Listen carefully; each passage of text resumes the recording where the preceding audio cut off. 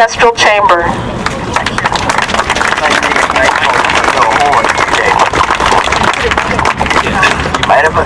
I bring you greetings. Ordinarily, I don't need a microphone, but I'm a little bit hoarse today. And I'm tired of hearing the same old crap over and over again.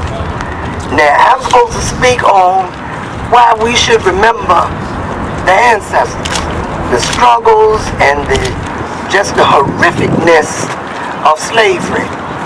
And I've heard some people say, well, slavery was a long time ago, you ought to get over that. I'm not ever going to forget, never will I forget.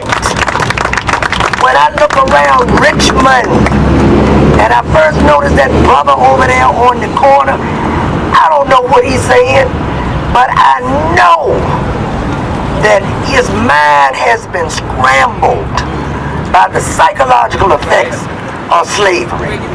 He was just mumbling whatever, the psychological effects that we still feel. And I'm going to tell you something about my name, Queen Nzinga.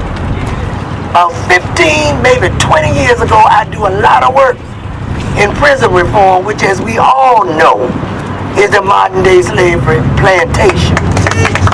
The brother gave me that name, and if you don't know who she was, look her up, because she was a bad, we got children out here, she was a bad son of a gun, sister of a gun, daughter of a gun. She was bad.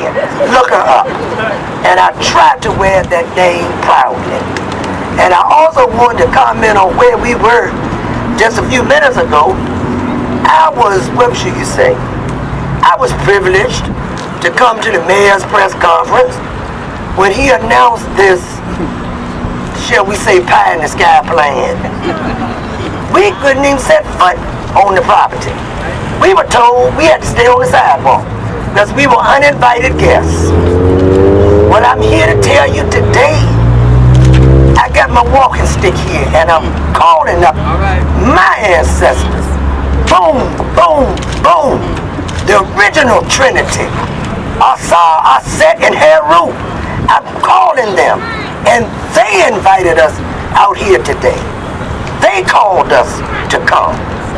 I read an article in the Richmond Times, and I'm going to be respectful because we used to call it disgrace, but the Richmond Times Dispatch had to be about 20-some years ago about where they had found the Garden of Eden, what they believed to be the Garden of Eden. And for some reason, some people don't want to acknowledge, as a Rasta is Ethiopia to me, but some people don't want to acknowledge that Ethiopia is in Africa. They have tried to put it everywhere, except on the continent, and actually it's a Kebulon. Africa was the name given to it. They don't want to acknowledge that that's where the Garden of Eden was supposedly found. Ethiopia. So if that is indeed the cradle of civilization, then what does that make me? What does that make everybody standing out here? You are a product of that. And without Africa, our Kebulon, as the cradle of civilization, none of us would be here. None of we would be here. And it's time that we set the record straight. That we set it straight. We've been lied to, tricked, bamboozled. That's what El-Hajj Malik El-Shabazz said. You've been tricked. Wake up, people. And particularly about this stadium. I need say only one thing. The ancestors and disturbing them is my primary reason. But it's in a floodplain, people. A floodplain. It's in a floodplain. And it's just money that's going to be wasted. And just when you have so many people, all colors, all nationalities, all ethnicities, who don't know where they're going to sleep tonight. who don't know how they're going to eat tomorrow. But we would allow them to not only desecrate our ancestors, but to waste that kind of money. When I went to the city some years ago, and I'm going to wind it down because I could be up here for 2-3 hours.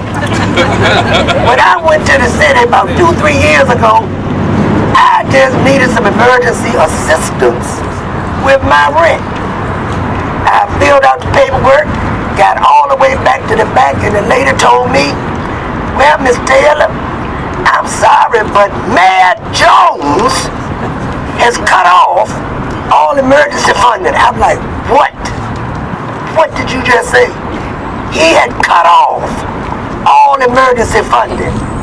And that was just, about 3-4 years ago. So my emergency funding is being earmarked for a stadium. And I ain't liking that. I don't like it. And I'm going to continue to fight.